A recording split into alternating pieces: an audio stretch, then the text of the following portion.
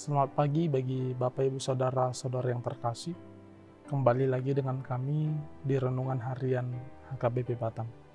Pada pagi hari ini seperti biasa, sebelum kita memulai setiap aktivitas kita hendak menyerahkan diri kita kepada Tuhan, agar setiap apa yang kita lakukan, kita mendapat tuntunan, pengarahan dari Tuhan untuk melakukan setiap aktivitas kita pada pagi hari ini.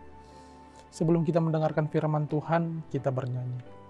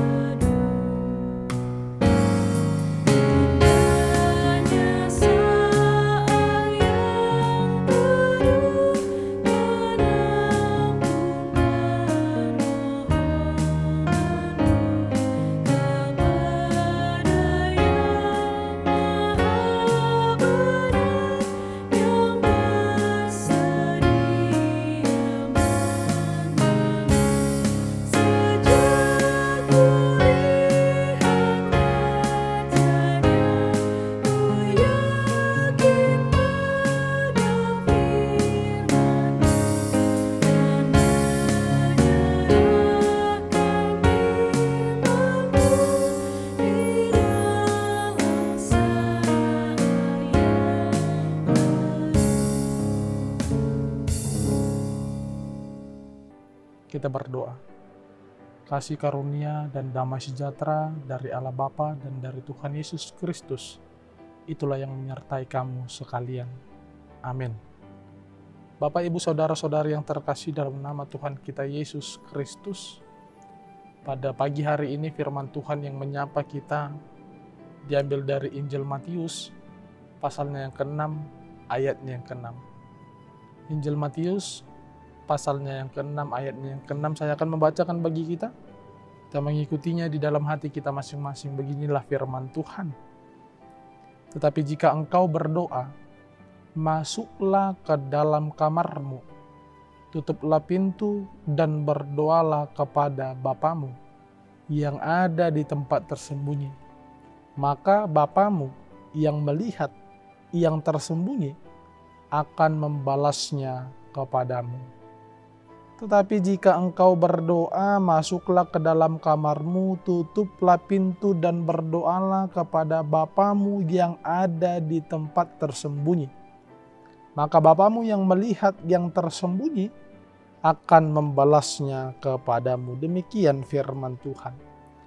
Bapak, Ibu, Saudara-saudari yang terkasih, pada saat ini kita berbicara mengenai doa. Sebelum kita masuk kepada Matius 6 ayat 6, saya ingin mengatakan bahwa apa itu doa. Apakah doa itu hanya sebatas susunan kata-kata yang indah, susunan kata-kata bijak, atau bagaimana? Martin Luther pernah mengatakan bahwa doa itu adalah percakapan dengan Allah. Doa itu adalah sebuah komunikasi kepada Allah. Ketika dikatakan komunikasi, berarti ada perkataan, pembicaraan antara kita dengan Allah. Komunikasi dengan Allah, perkataan dengan Allah melalui doa itu adalah alat kita. Dan tidak memiliki batas waktu. Kapanpun, dimanapun, komunikasi kepada Allah dapat kita jalin. Doa adalah kewajiban, atau doa itu adalah sebuah tanggung jawab orang percaya. Martin Luther juga mengatakan doa adalah nafas kehidupan orang percaya. Artinya doa itu adalah kebutuhan pokok bagi orang percaya. Sama halnya ketika manusia bernapas dengan oksigen, demikianlah orang percaya seharusnya bernafas dengan atau di dalam doa. Doa merupakan pekerjaan yang berat. Doa adalah sesuatu yang mustahil dilakukan oleh manusia secara alami. Luther mengatakan bahwa doa hanya dapat dilakukan oleh orang-orang percaya saja. Orang yang tidak percaya tidak dapat berdoa sama sekali. Doa orang-orang yang tidak percaya bukanlah doa, melainkan cemooh kepada Allah.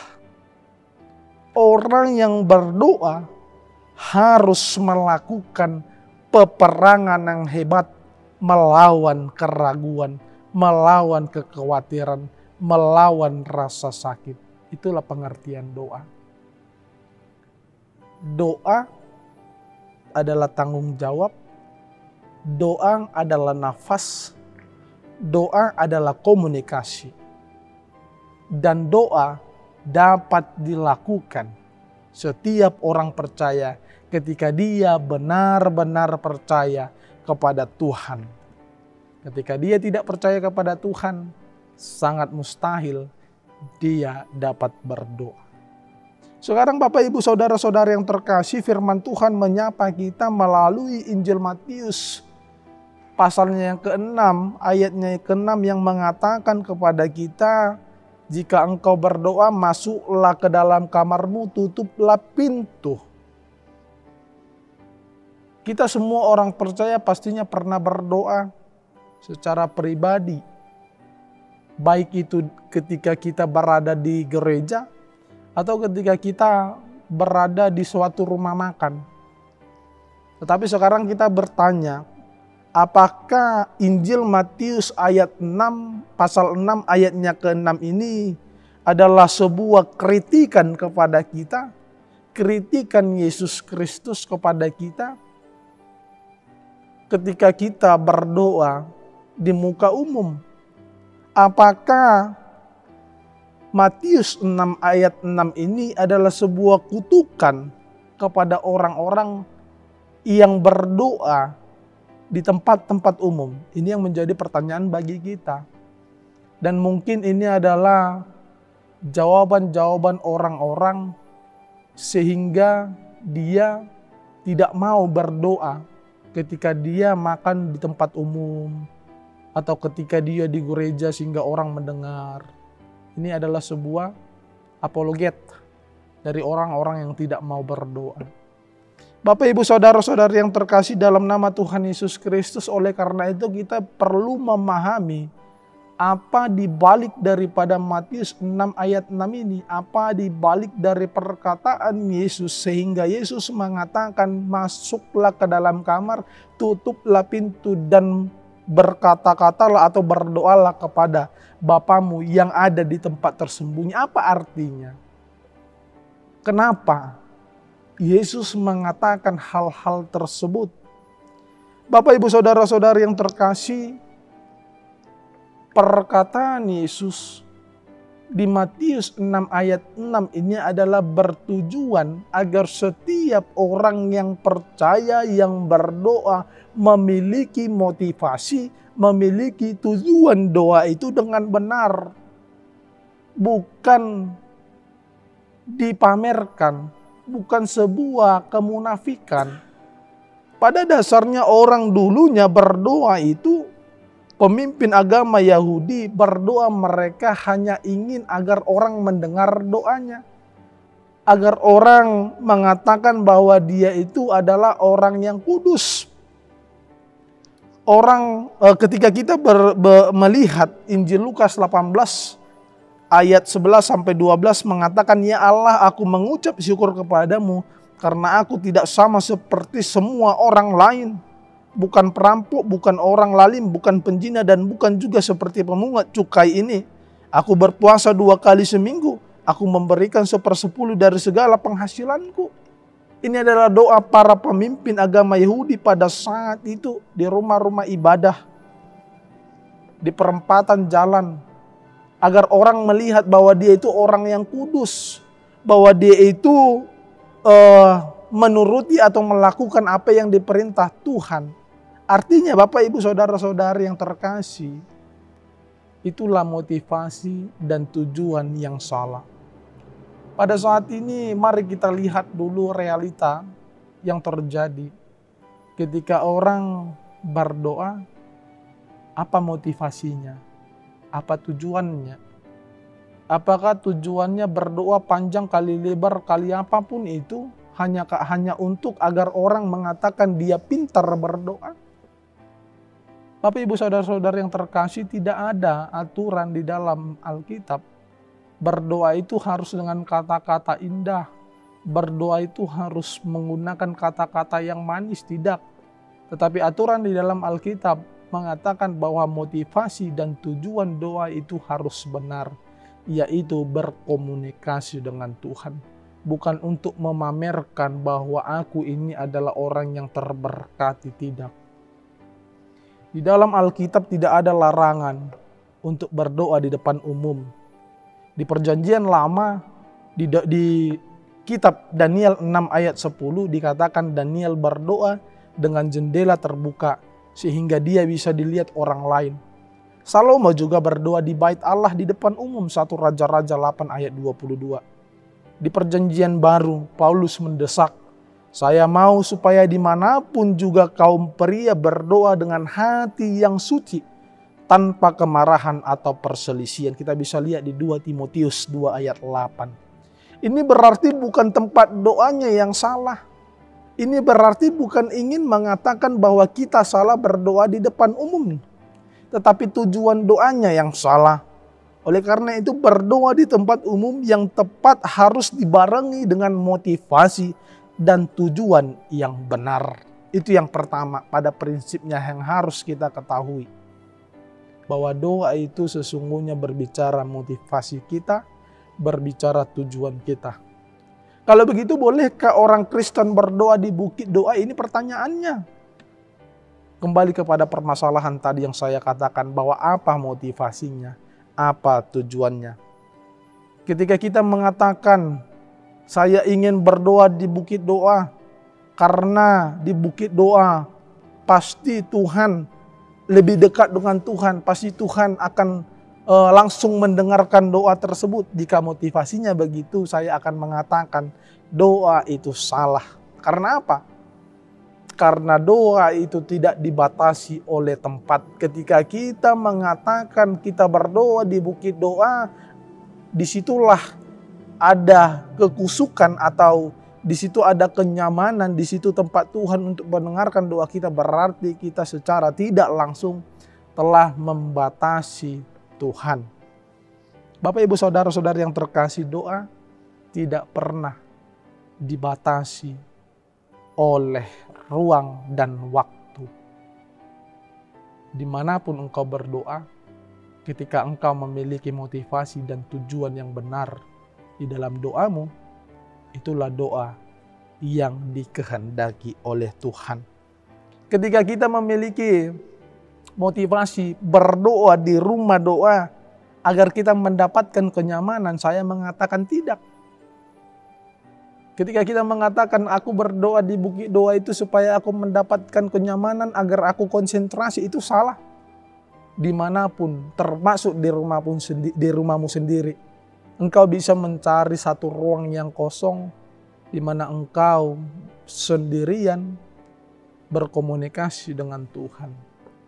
Bapak Ibu Saudara-saudari yang terkasih dalam nama Tuhan Yesus Kristus, firman Tuhan ini ingin mengajarkan kita bahwa doa kita itu harus dilandasi dengan tujuan dan motivasi yang benar. Dengan tujuan dan motivasi yang benar. Doa itu bukan ingin dipamerkan, memberitahukan kepada orang lain bahwa aku orang yang terberkati. Tidak, itulah doa yang salah. Dasari doamu, motivasi dirimu dengan tujuan yang benar di dalam doamu. Amin, kita berdoa. Terima kasih Tuhan, karena pada pagi hari ini Engkau masih memberi kami kesempatan untuk mendengarkan firman-Mu yang mengajarkan kami akan motivasi dan tujuan doa yang benar, agar setiap doa kami tidak kami pergunakan untuk memamerkan setiap perbuatan-Mu dan melecehkan orang-orang yang rendah. Oleh karena itu Tuhan, ingatkan kami bahwa apapun yang kami punya itu adalah kehendak-Mu dan akan kami pergunakan dan harus kami pergunakan sebagai kemuliaan nama-Mu. Tuhan, kami ingin melanjutkan melakukan aktivitas kami pada hari ini. Oleh karena itu Tuhan, kami meminta kepadamu agar Engkaulah yang senantiasa menuntun, membimbing kami melakukan setiap aktivitas kami pada satu hari ini, agar setiap aktivitas kami dapat kami pergunakan demi kemuliaan nama-Mu. Kami manusia yang tidak luput dari berbagai dosa, oleh karena itu kami meminta kepadamu Tuhan, agar Engkaulah yang senantiasa mengampuni setiap dosa pelanggaran yang kami perbuat, agar kami dapat layak disebut sebagai anak-anak Allah. Di dalam nama anak-Mu Yesus Kristus, kami berdoa kepadamu. Amin. Kasih karunia dari Tuhan kita Yesus Kristus, damai sejahtera dari Allah Bapa dan persekutuan Roh Kudus yang menyertai kamu sekalian. Amin. Demikian perjumpaan kita Bapak Ibu Saudara-saudara yang terkasih. Semoga aktivitas kita pada satu hari ini dapat berjalan dengan lancar sesuai dengan kehendak Tuhan. Sampai berjumpa kembali bersama dengan kami di Renungan Harian HKBP Batam. Shalom.